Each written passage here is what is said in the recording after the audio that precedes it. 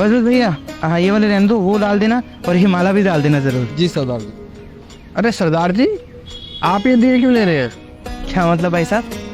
दिवाली तो हम हिंदुओं का त्योहार है ना, आप क्या करोगे बना के? कितने हो गए भैया? 100 रुपये हो गए सरदार जी। ये रहिए भैया। देख भाई, अब खालिस्तानी भी दिवाली मनाएंगे। क्या बोले जा रहे हैं भाई साहब आप?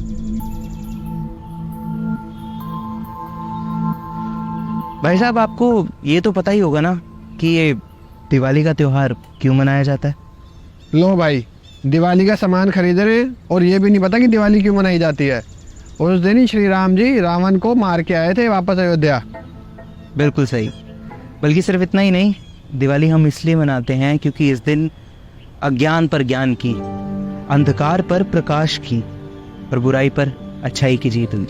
खैर, ये दिवाली आपका त्योहार है, आपका ऐसा कहना है ना?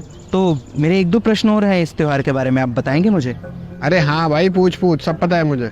मुझे ये बताइए कि जब श्री राम जी ने रावण का वध किया था और वो वापस आए थे अयोध्या, जिसकी खुशी में दिवाली मनाई जाती है, तो वो वापस कैसे आए थे? भाई जैसे गए थे वैसे आ रहे होंगे ना वापस अपनी सेना के साथ। अच्छा, अब ये बताइए कि रावण ने जब सीता मैया का अपहरण किया था तो उसने सीता मैया को कहाँ रखा था? अरे कहाँ रखा, क्या मतलब? भाई जेल में रखा होगा ना, बंदी बना रखा था तो।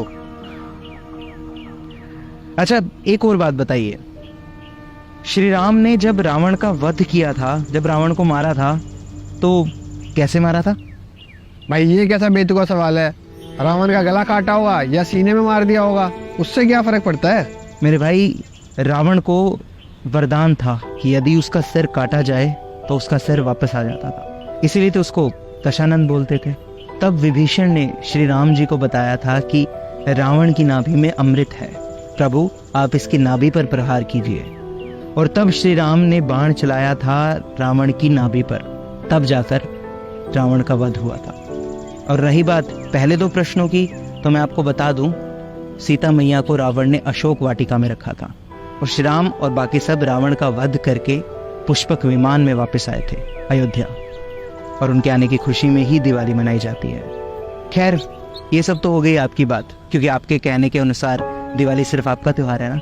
अब मैं बताता हूँ कि मैं ये सब क्यों लेके जा रहा हूँ। तो सुनिए, 1600 दशक के आसपास की बात है। सिख धर्म के बढ़ते हुए प्रचार को देखकर जहांगीर ने सिखों के 6वें गुरु यानी श्री गुरु हरगोबिंद साहिब जी को ग्वालियर के किले में कैद कर लिया था। और उस किले में 52 हिंदू राजा पहले से ही कैद में थे। लेकिन जब उसने गुरु साहब को कैद किया तो जहांगीर बहुत बीमार पड़ने लगा और साईं मियां मीर के कहने पर वो श्री हरगोबिंद साहिब जी को छोड़ने पर राजी हो गया।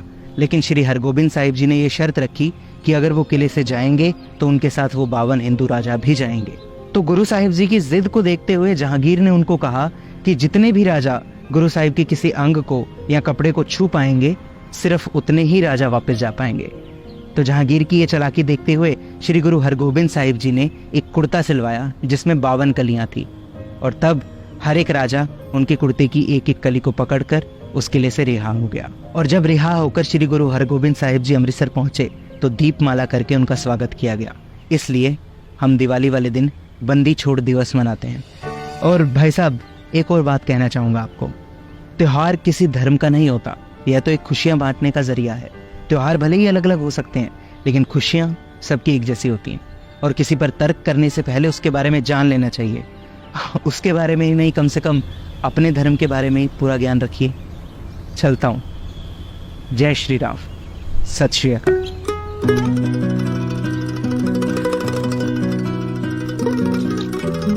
हाँ जी भैया, कुछ चाहिए आपको?